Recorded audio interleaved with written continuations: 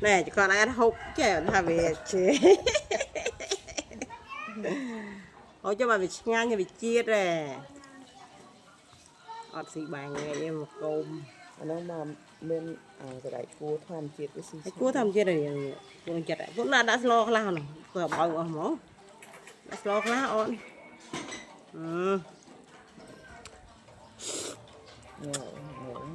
cậu sụp sụp ăn củ viên đấy sao nhỉ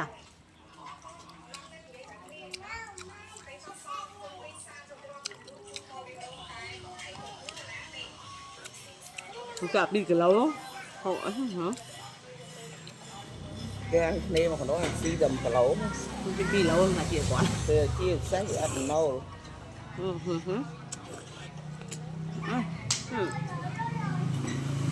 vịt bé gì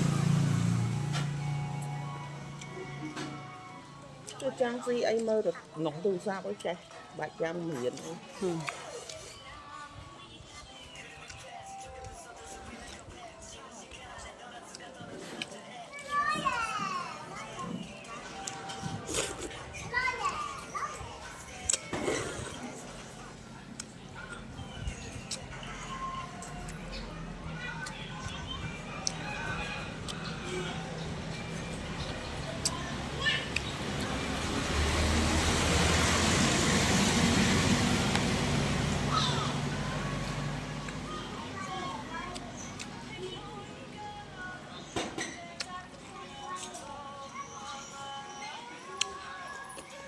vào cơm nè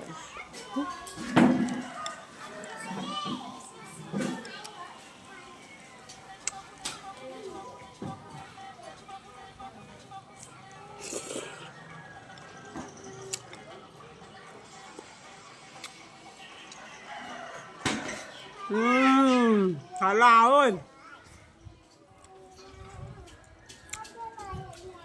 nghe thì đừng chắc gì quá hả mùi đó ở hơn năng hơn này bà con ăn đúng không mặn chị mới ngon bạn nó nữa giờ tay phải vào vô thơm bị đâu cắt